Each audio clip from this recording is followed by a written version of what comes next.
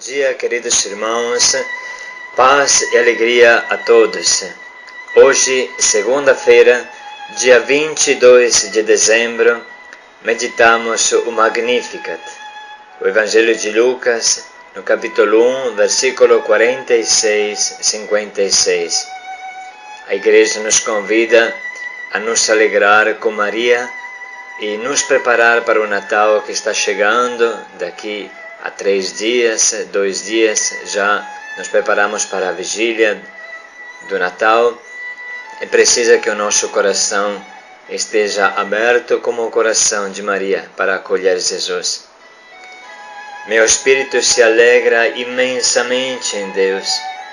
Ele derrubou os poderosos e elevou os humildes.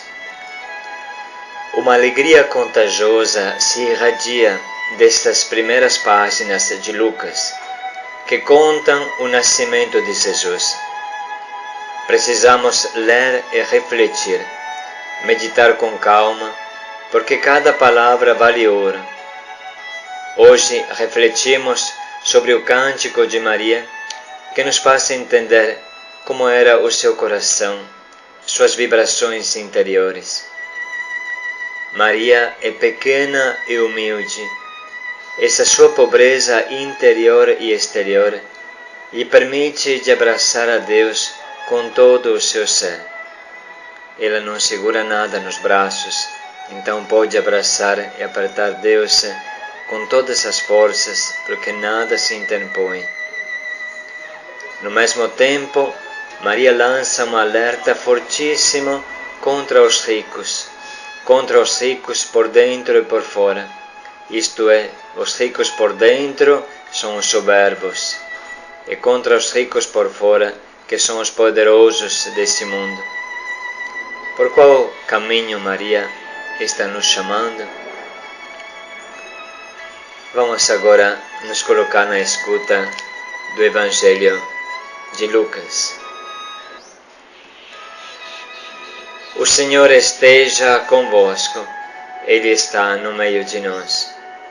Proclamação do Evangelho de Jesus Cristo segundo Lucas. Glória a vós, Senhor. Então Maria disse: Minha alma proclama a grandeza do Senhor. Meu espírito se alegra em Deus, meu Salvador, porque olhou para a humilhação de sua serva.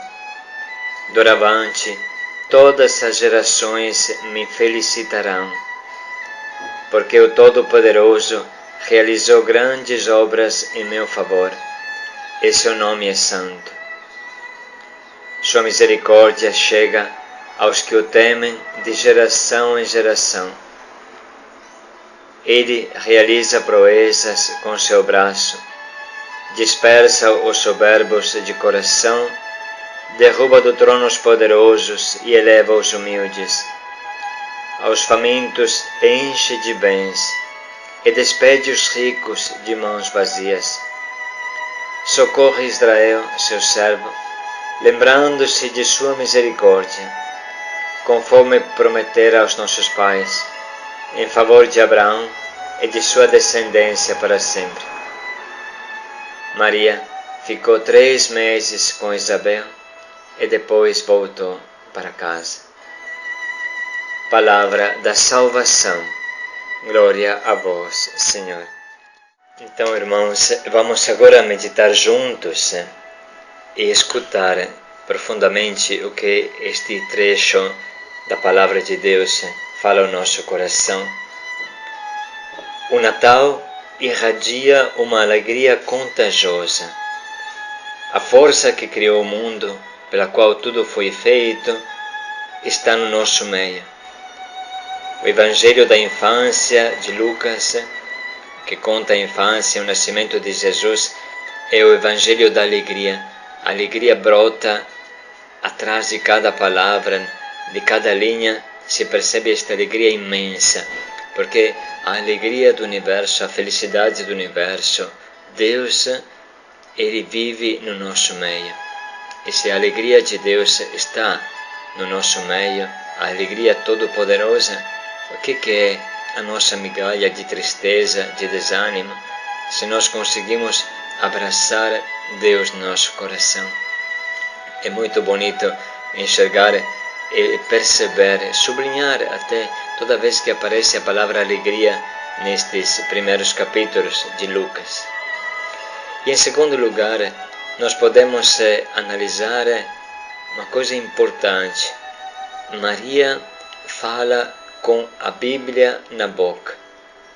Maria expressa seus sentimentos interiores, suas vibrações, não com suas palavras, mas utilizando as palavras do Antigo Testamento. Pensa até que ponto Maria tinha interiorizado a Bíblia, a palavra de Deus. Ela não fala mais com suas palavras. Ela expressa a si mesma, claro, mas com palavras sagradas, com a palavra de Deus. Imagina se nós também aprendêssemos a fazer isso, a expressar e manifestar o que está no nosso coração utilizando a Bíblia Sagrada, utilizando os Salmos. Isso é extraordinário. E o Magnificat é como que um colar de pérolas. Maria reúne as mais belas pérolas do Antigo Testamento e faz este colar.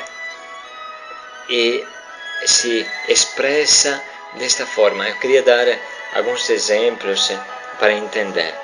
Por exemplo, quando começa o Magnificat, minha alma engrandece o Senhor, meu espírito exulta em Deus meu Salvador. Este é o começo também da oração de Ana, que fica grávida de Samuel, que será um grande profeta. Ana era estéril e sofria muito com isso, e depois da oração no templo, ela consegue engravidar. Escuta como começa a oração de agradecimento de Ana. O meu coração exulta em Yahvé, e minha força se exalta em meu Deus.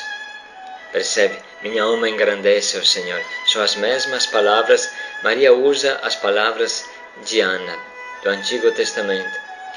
E de novo no versículo 4, o arco dos poderosos é quebrado, os debilitados são cingidos de força. E os que viviam na fartura se empregam por comida, e os que tinham fome não precisam trabalhar. Deus levanta do pó fraco e do monturo o indigente, para os fazer assentarem entre os nobres e colocá-los no lugar de muita honra. Você percebe que é o anseio dos Anauim, dos pobres de Yahvé, daqueles que não têm mais nenhuma esperança a não ser Deus. Maria é uma pobre de Yahvé, é uma pessoa humilde e humilhada, esquecida lá nesta aldeia de Nazaré, esquecida por todo mundo, mas não por Deus. Maria tem uma grandeza interior extraordinária que é dada pela intimidade com a palavra de Deus. E de novo, escuta o que fala Isaías no capítulo 61. Transbordo de alegria em Yahvé, minha alma se regozija no meu Deus, porque Ele me vestiu com vestes de salvação, cobriu-me com manto de justiça, como um noivo que se adorna com diadema, como uma noiva que se enfeita de joia. Isso também é praticamente o início do Magnificat. E Maria se compreende, Maria entende a si mesma como a noiva de Deus, a esposa de Deus. E a sua alegria é imensa, porque no seu ventre está vindo morar, se encarnar a alegria feita pessoa. E a encarnação da alegria, e ela vibra junto com Deus. Tudo isso é maravilhoso, é o colar de pérolas do Antigo Testamento que Maria junta para fazer o Magnificat. E Maria fez tudo isso com 15 anos. Quando Maria pronunciou o Magnificat, ela estava com 15 anos, porque esta era a idade em que as moças viviam o casamento, estavam prometidas em casamento, iniziava o tempo do namoro e do casamento. Maria é muito nova. Alguém poderia pensar que com 15 anos, aqui hoje, alguém ainda está brincando com as bonecas, mas não é assim. Imagina até que ponto pode chegar uma pessoa, por quanto nova, se ela vive com a Bíblia no coração, se ela se mergulha na oração.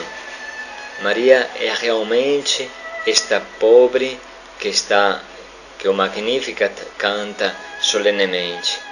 Pensa um pouco, uma pobre moça que vivia numa aldeia perdida lá em Nazaré, uma aldeia esquecida. Nunca no Antigo Testamento se fala de Nazaré. E quando Jesus se apresenta, aquele judeu que o acolhe fala: pode vir alguma coisa de bom de Nazaré? Nazaré não se encontrava nem nos mapas dos romanos, que eram detalhadíssimos. Os arqueólogos dizem que provavelmente era um punhado de pobres casas numa encosta de uma montanha. Um punhado quer dizer uns 30, 40, 50 casebres e grutas também, porque cada casa tinha também uma gruta. Maria viveu um tempo neste lugarejo, nesta aldeia de Nazaré. E aqui recebeu a anunciação. Não sabemos bem como foi a infância de Maria, se foi no templo, segundo a tradição, porém seguramente quando ela viveu o seu namoro, o seu casamento com José, isso aconteceu em Nazaré. E sabemos pela arqueologia e também pela tradição que Maria costumava orar numa gruta, que até hoje podemos ver, podemos admirar lá em Nazaré. Então a vida de Maria é uma vida de pobreza, de simplicidade extrema. Como é que ela podia pensar de ser a mãe do Salvador? Mas ela experimentou em primeira pessoa que Deus levanta os pobres, tira os pobres do monturo, do lixo, levanta os pobres. Deus casa com os pobres, Deus abraça os pobres, Deus ama os pobres. E pelo contrário, exerce uma ação de reprovação contra os ricos, derruba os poderosos. Entende? Não é que ele deixa quieta a coisa, deixa tranquila, mas ele age mesmo com uma ação contrária aos poderosos. E isso faz parte da salvação. Para Deus não é indiferente que uma pessoa seja soberba e rica. Ele vai contra esta pessoa. E ai de quem se encontra a lutar com Deus. É um mistério, um grande mistério este da nossa vida. Se nós entendêssemos isso, muita coisa mudaria em nós e ao redor de nós. Então Maria se sente pobre e humilde. Maria sente que a força de Deus age nela. De um lado ela se sente um nada e do outro lado se sente bem-aventurada por todos os séculos. Maria é o vazio em que Deus pode expressar toda a sua onipotência. Maria é como a moldura de um quadro, e o quadro é Deus. Maria vive num eterno abraço com Deus. Maria é o berço de Deus. E isso é uma alegria imensa para ela e para Deus. E esta altíssima oração, esta altíssima poesia profunda se conclui num modo muito concreto. Muito concreto. Parece quase que não bate com a oração. Maria ficou 3 meses com Isabel para ajudá-la e depois voltou para casa. Olha como é que são as coisas, entende?